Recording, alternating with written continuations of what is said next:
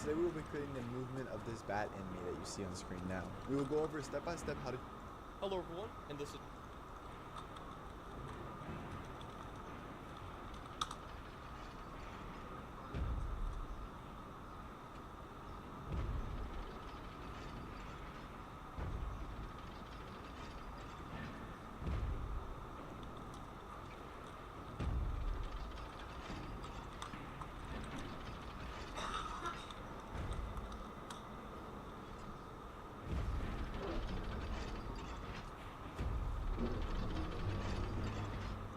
Plucking dragons up. In Gwyn's Age of Fire, there were 4 knights who distinguished themselves above all others. First, there was Hawkeye Goth, who fought in the First War against the dragons. He exulted in the thrill of the hunt, plucking dragons out of the sky with his enormous greatbow. Soon, the only dragons left were in his memories, which he revisited endlessly. Fighting on the ground was Ornstein, the dragon slayer. He wielded a long, lightning cross spear that could be stamped deep into a stone dragon's hide. Its curious design went on to remind many of an exiled god of war, though none of them dared to speak his name. And then there was Kiran, whose talents differed considerably from the previous 2. A stealthy assassin, she would have been no match for dragons, and so she must have killed for Gwyn in the Age of Fire to follow. She dazzled her foes with streaks of gold in the night, and then stung with the vicious poison of her silver tracer. But in the Age of Fire to come, none were as well equipped as the great knight Artorias. For nothing, not dragons, nor disunity, nor even his enemies frightened Gwyn like the dark. The dark soul of man filled the Lord of Light with fear, for one day, Gwyn knew, the fire would fade. His daughter, Filianor, would never see her father again. The purpose of the Ringed City was not to protect the holders of the original Dark Soul, it was to imprison them like a ring of fire that encircles the darkness of humanity. And man was, in fact, branded with this very seal, the Dark Sign. And despite clear evidence of their heroism in the war against the dragons, their Dark Knights never were lauded for their service. So it's no wonder, then, that in all of the spellcraft and the hexes that stem from humanity, one thing remains constant. It craves a free will of its own, and it writhes against its shackles. Perhaps the first example of this was the Mad King. He was pygmy royalty, and he rebelled against the light. We have no idea what crimes he committed, but they must have been terrible, for he was put to death by Shira, the Knight of Filianor. Only the Mad King would not die, and Shira, with the Mad King impossibly entwined around her spear, had no choice but to hold him quietly in a dark room until the end of time. There were, of course, other human cities outside of the Ringed City. One such example was the Dark City of New Londo, which was governed by 4 human kings and protected by Knights of the Dark Blade. The kings were renowned for their foresight, and they even had fragments of Gwyn's very own soul bestowed upon them, so that they could better govern their people. Of course, this too was another trick of the light, for what lies at the top of New Londo but Filing Shrine, a place of undead sacrifice to Gwyn's Age of Fire. So no human city was permitted to flourish without a clear benefit to the Age of Fire. And there was no better example of this than another human city called Ulysses, which was the golden land of light sorcerers. Light, it turns out, can be manipulated to foster illusions. It can hide your intentions, it can even mess with the fabric of time. And spells of this nature would be of great value to the gods in the coming years, so Ulysses flourished, an exemplary city for Gwyn's pantheon, because it was proof that humanity could be taught to serve their interests. And so it was that a group of missionaries from Ulysses embarked upon the Ringed City, perhaps to preach and reinforce the power of the light in this dark city. One of these missionaries was called Half-Light, and he was a talented individual who was wielding the powerful artifacts of his homeland. He would go on to earn the favor of Filianor, and he would even earn the legendary dragon weapon of Medir. so it was no surprise that Half-Light elected to stay behind, becoming the last recorded spear of the church. And just as Half-Light visited the Ringed City and even stayed behind, the reverse was also true of a certain pygmy from the Ringed City. This pygmy's name was Manus, and while we know nothing about the nature of his visit to Ulasil, we do know one thing: he died there, and the body of primeval man, of Manus, was put to rest far, far beneath the city itself, out of the light and out of mind. We don't know much about Manus, and a lot is left to the imagination. What we do know is that he was a pygmy far from home. He was a part of a race that Gwyn was doing everything in his power to suppress. And when you think on Manus's fate, it's kind of hard to imagine that Gwyn didn't have a hand in it, especially since Gwyn had an order of assassins, the Lord's Blades, in his employ. The leader of the Lord's Blades was Kidan, the Hornet. It stated that she laid waste to Gwyn's enemies. And of course, there's no proof that the Lord's Blades actually killed Manus, but you could also argue that that's rather the point of assassins, isn't it? Whatever the case, the tide was turning. Mankind was struggling against the world order, and even New Londo, which was once a haven for undead, had turned into a hideous spawning ground for the Abyss and its dark wraiths. At the heart of this uprising was a serpent named Harp, who swayed the four kings and taught its undead knights how to pillage back their humanity. Some descriptions even say the dark wraiths became the most human of all, but to others, the dark wraiths are the enemies of man and any living thing that has a soul. So as the age of man crept ever closer, yet another Knight of Gwyn appeared, perfectly equipped to face it, the great Knight Artorius. With a greatsword weighted to strike harder against servants of the dark, a great wolf who defined their fighting style, and a covenant with the beasts of the Abyss, Knight Artorius and Sith defiantly faced the worst of mankind. Yet, in the end, the terror that was the Dark Wraiths could only be stifled with the sacrifice of their entire city. Such was the power of their four kings and the resilience of their abyss. Luckily for Gwyn, such a safety measure had been put in place years ago, and so the sealers of New Londo watched stoically as water rushed into the city and thousands of innocents died by their hand. The entire city was sacrificed to contain them, for that is how great a threat they were.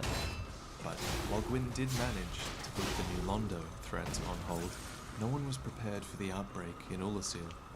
I imagine when they figured out that a primeval human was buried beneath their very city, the temptation must have been too great to resist.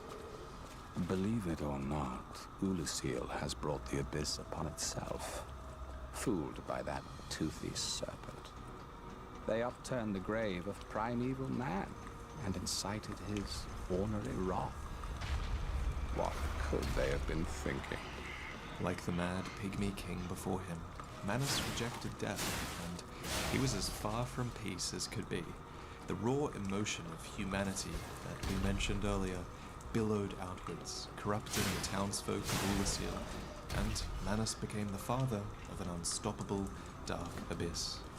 Curiously though, it's almost as if he was searching for something, using his power to reach across time and space until he found it. Instead, he found Dusk, Princess of Ulasil.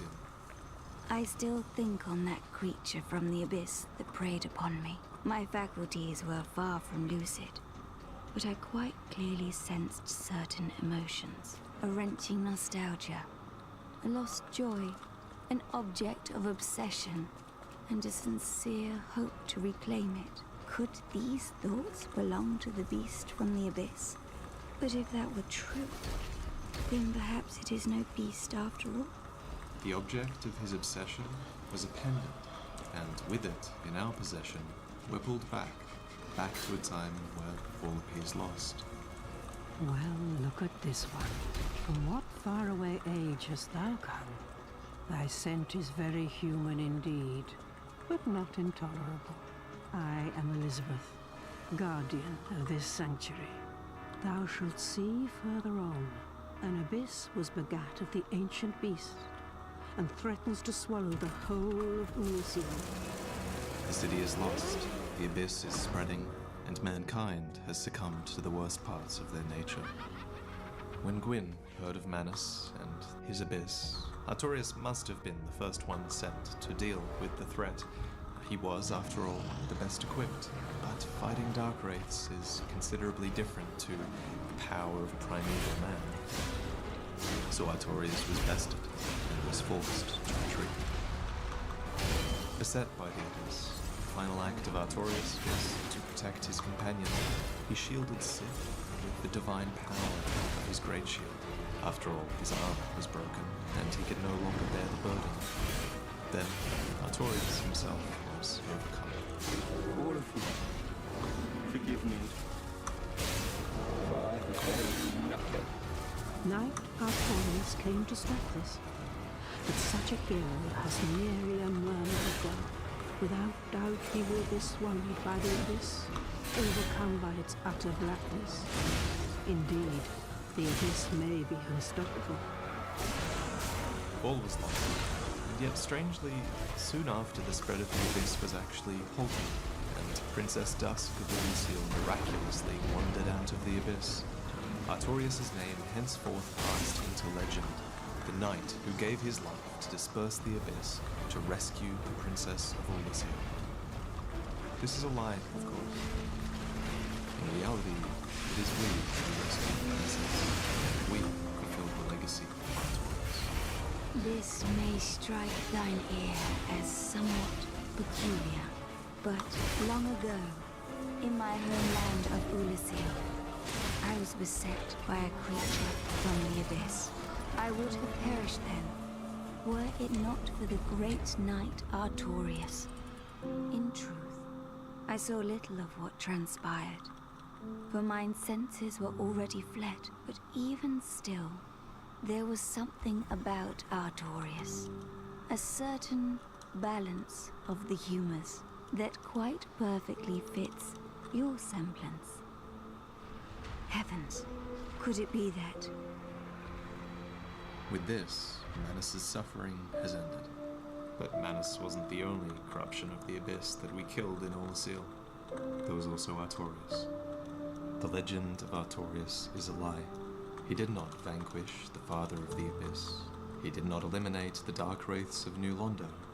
The abyss is unstoppable, and yet, eons later, the legend of Artorius would inspire a legion of abyss watchers who continue to rage against the dying of the light.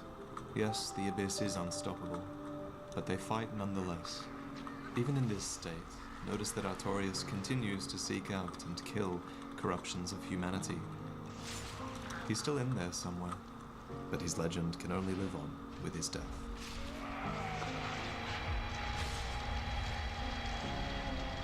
Only his fellow knights knew the truth, that they would take his soul and his secret to the grave. And while Artorius' soul was corrupted by the worst of humanity, it was the best of humanity that redeemed it. And the hero of Elysium would disappear without a trace, almost as if he didn't belong. For in reality, he didn't. And eons later, deep within an enchanted wood, behind 2 locked doors and a troop of forest protectors, an ancient cat speaks the truth. The legend of Artorius art none but a fabrication. Traversing the dark, 'tis but a fairy tale. Alvina is keen to downplay the legend of Artorius because heroes and bandits have begun seeking out his grave. They would desecrate his legacy for the secret of abyss walking, and they may do harm to Sif, who, in fact, Alvina helped you rescue back when the world was still young. Imagine what Sif is feeling when you cross paths again years later. You're duty-bound to seek the abyss, and Sif is duty-bound to stop you. One of you will have to die, because Sif cannot give you the covenant of Artorius willingly. Maybe, in death, he can find his friend Artorius again.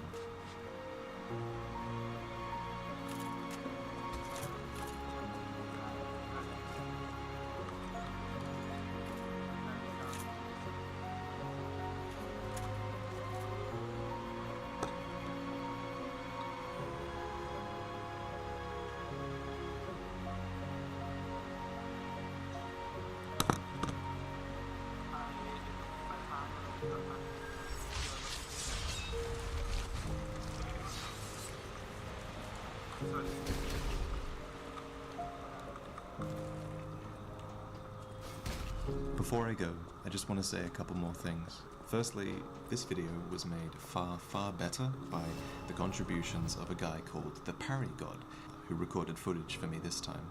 It allowed me to sort of focus more on the script and the edit.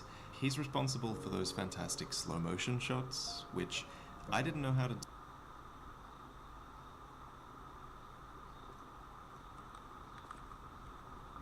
To tell the story of Gwyn's children is to tell the story of Gwyn himself, for his children were all born to fulfill a purpose. Gwyn's first daughter, Guinevere, was a maternal figure cherished by all. She was born to soothe the kingdom after a period of intense war against the dragons. Gwyn's son, Gwyndolin, was a master of illusion. After Guinevere fled the failing kingdom in fear, it was Gwyndolin who disguised the fading of the light. And finally, Gwyn's youngest daughter, Filianor, was truly a product of her father's pride, for as long as she slumbered, Gwyn's world would not end. But there was a fourth child, the nameless king. Now you can hear me, right? History. The god of war, Gwyn's Hand first on. son. Sincere. The first war ever fought was the War for Disparity. A war for the right to flesh and blood, where before there was only stone. A war for the right to the surface, where before there was only the below. A war for the right to a beginning and to an end, for before there was neither. The everlasting dragons were to be introduced to the concept of the end, and it was Gwyn's firstborn son, like his brothers and his sisters to come, who was divinely conceived for this purpose. So it was that the son's eldest born inherited the lightning from his father, along with this powerful predisposition for war and arms. His weapon was an ingenious sword spear that leveraged the user's own body weight, allowing it to be trodden remarkably deep into tough dragonhide. This was the earliest form of what would become the cross spear, which went on to inspire the legendary weapon wielded by the dragon slayer Ornstein, who was, unsurprisingly, anointed the first knight to the Nameless King himself. The Nameless King also wore an attire woven of sharp dragon scales, as they were themselves impervious to fire, and it seems that the best tools against the dragons were taken from the dragons themselves, a philosophy that another legendary figure, Havel, clearly took to heart, as the man cased himself in stone and took a legendary dragon tooth as his weapon.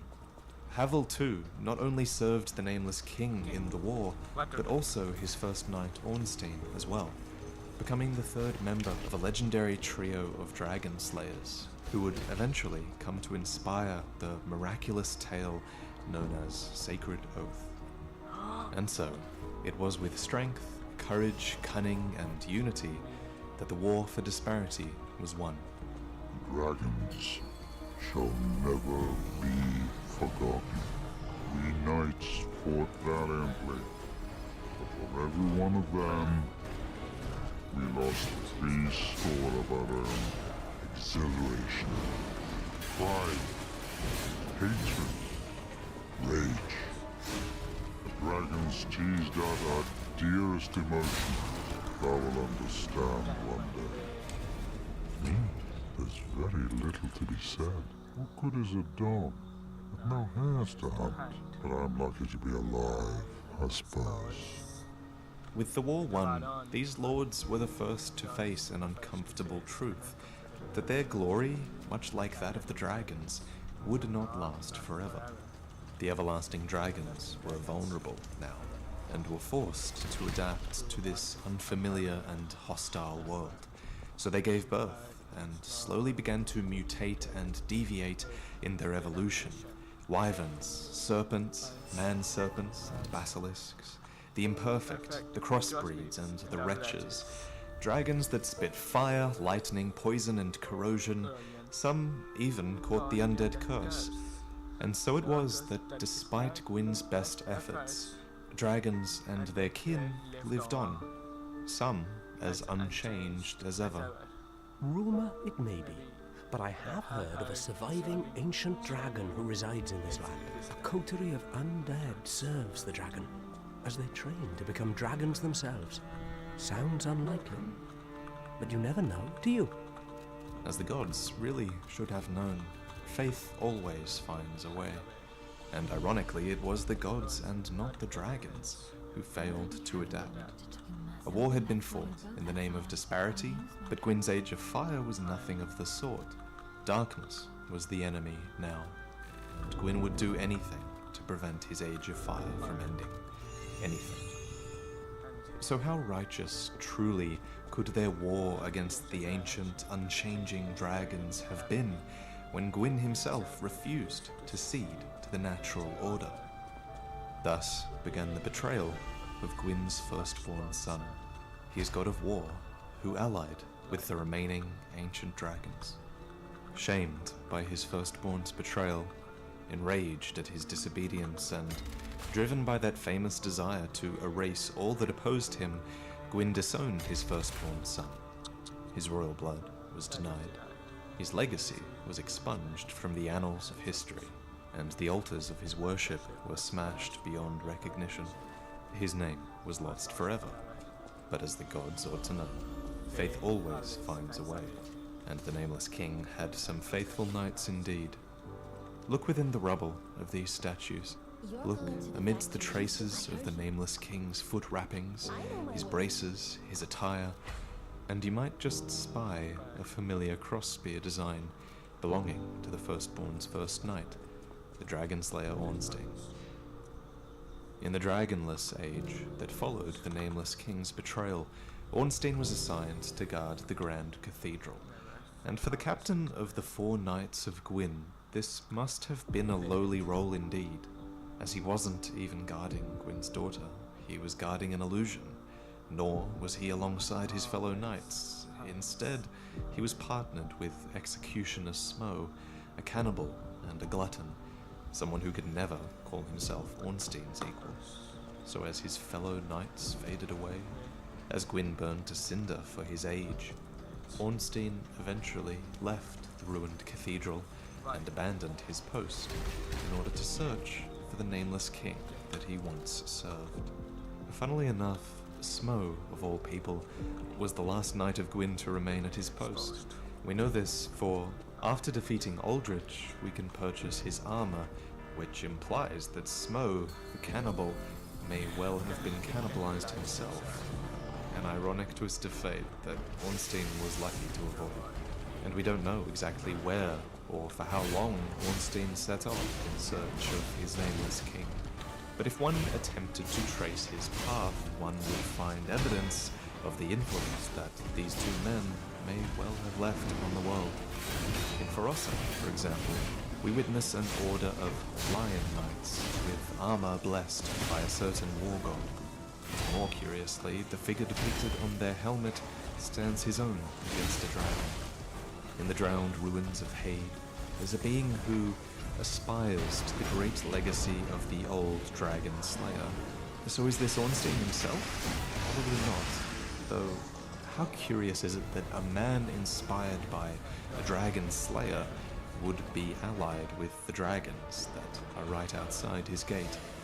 The world was changing, and in truth, those who aspire to conquer dragons overwhelmingly end up with them as their allies. Look to our Nameless King, who was born for a war against them, only to ally with the vestiges of their race. Look to Vendrick, who inherited Gwyn's legacy, yet aspired to recreate their power. Look to the kingdom of Lothric, whose knights were originally hunters of dragons, yet they ended up taming them and fighting at their side. Look at Prince Rickard, who fought in a stronghold filled with serpents and ended up being summoned as their champion at Archdragon Peak. Look to Havel, who adopted a spine of stone and a dragon's tooth only to uphold a sacred oath with their Nameless King. And finally, look to Ornstein, the Dragon Slayer, who, laden with duties and oaths, decided that the only one that would matter was his pledge to Gwyn's exiled son. And so it was that the way of the dragon led him to the Nameless King's stronghold. In the years after his exile, the nameless king had tamed a storm drake, upon which he had led a lifetime of battle. Eventually, he settled here, upon Archdragon Peak. This, it appears, was a place where dragons and their kin could worship and live in peace. It was only a matter of time, after all, until Gwyn's Age of Fire would burn down to ash, and dragons, as we know, have both time and patience in abundance. Alas, an unkindled would eventually find his way here to Archdragon Peak, driven by this unstoppable desire to claim the strength of a war god, and to claim the strength of his ancient companions, so that Gwyn's Age of Fire could finally be brought to an end. For war is supposed to be waged for what we believe in, not to erase our opposition from existence. I cannot shake the thought of that. But that's for the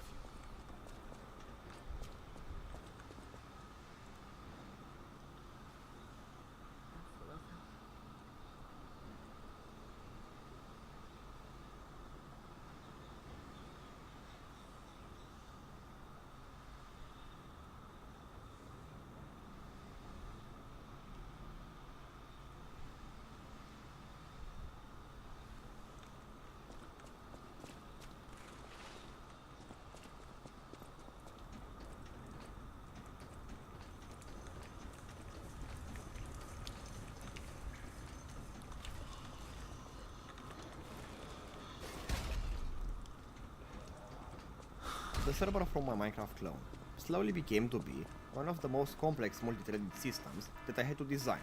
It can run theoretically on an unlimited number of threads, yet it is still simple. To achieve this, however, I had to refactor it several times, and I still have to refactor it some more, but it's totally worth it. So let's start from the beginning. I think that approach-based design is the best way of writing software. This means starting with something that seems right and changing it with something better as you learn more about the program that you are trying to implement. So, at the center of any Minecraft server, there is the chunk system. This is what holds the world, and I implemented it differently from the chunk system for the players, because they use chunks differently. So, I came up with the idea to store chunks in a recently used cache. This is just a big pool of chunks, and it has a limited capacity. Whenever I want to load a new chunk, the last chunk that was used will be removed to make space. This helps because usually players stay together, so the server would need to send the same chunk to multiple people. And I also placed this system in a different thread from the main one. So the server has two threads, the main one and the worker thread that has the chunk system and also generates the work. This is good because world generation takes a lot of time, so I don't want to keep the server busy with too many chunk generation requests. But once I did